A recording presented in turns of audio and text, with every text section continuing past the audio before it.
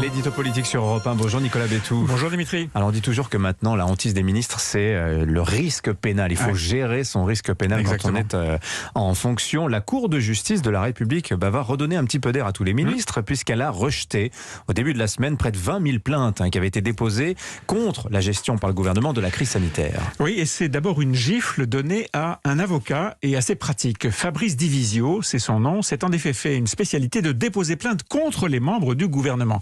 Plainte contre Édouard Philippe, puis contre Jean Castex et contre Olivier Véran, le ministre de la Santé, pour délit d'abstention de combattre un sinistre, le Covid bien sûr, pour délit d'extorsion et délit de publicité mensongère, rien que ça.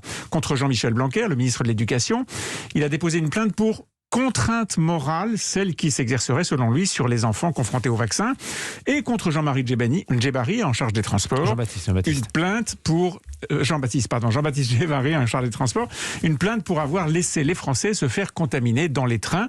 Bon, tout ça est un peu foutraque, mais à défaut d'être classique, ces procédures pouvaient être banales. Ce qui l'est moins, c'est le petit business que l'avocat Divisio a monté à cette occasion. Il a ouvert un site internet, mis en ligne des modèles de plaintes pré-remplis que les opposants à la stratégie sanitaire du gouvernement n'avaient plus qu'à compléter et à faire déposer moyennant 2 €. Avec 19 685 plaintes déposées, ça fait un petit chiffre d'affaires auquel il faut ajouter les 80 000 signatures en partie payantes, celle-là aussi, qu'il a récoltées pour financer un recours contre un des décrets sanitaires du gouvernement. Alors donc ce sont toutes ces plaintes-là qui ont été classées sans suite. Exactement, fin de l'épisode et un coup d'arrêt à cette forme d'industrialisation du dépôt de plaintes. François Molins, le procureur général près la Cour de cassation, s'était d'ailleurs inquiété de cette manœuvre destinée à la fois à engorger la justice et à faire pression sur les juges qui se retrouvaient confrontés à un mur des plaignants.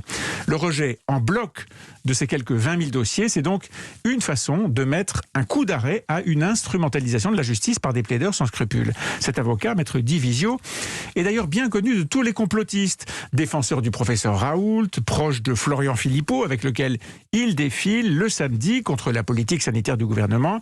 Il est à la pointe du combat des antivax. Il se proclame d'ailleurs lui-même emmerdeur non vacciné, et il se multiplie sur les réseaux sociaux ou sur le plateau de Cyril Hanouna pour expliquer que oui, le virus a été créé par les Chinois dans un laboratoire de Wuhan, et que oui, la grippe des enfants tue davantage que le Covid. Ce n'est pas impossible d'ailleurs que le virus soit échappé d'un labo de Wuhan, mais enfin bref, fin de l'épisode. Il l'affirme, lui. Il l'affirme, c'est vrai. Mais est-ce que c'est aussi la fin du feuilleton Divisio, du feuilleton plainte contre le Covid? Alors non, peu après la décision de la Cour de justice, il publiait une vidéo menaçant d'organiser le même cirque contre le pass vaccinal cette fois. Et oui, il faut qu'il fasse vivre sa petite entreprise, une association pour lever des fonds, son site internet dédié, un cabinet d'avocats qui s'affiche comme spécialiste du droit de la santé publique.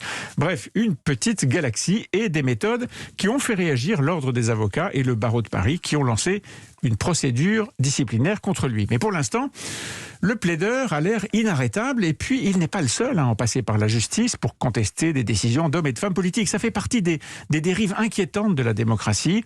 Faire poursuivre en justice des ministres pour leur action au gouvernement, les mettre sous la pression des juges pour leur demander des comptes politique. Et bien sûr, les magistrats ne se pincent pas toujours le nez en recevant ce genre de plainte. Le coup d'arrêt mis par la Cour de justice sanctionne un abus manifeste, une mécanisation politique du droit. Ce serait une bonne nouvelle que ce classement sans suite ait valeur d'exemple. Merci Nicolas Bétou. À la une de votre journal L'Opinion ce matin, Alexis Kohler, le secrétaire général de l'Élysée, qui est aussi la doublure de longue date du président de la République. Merci à vous. À suivre.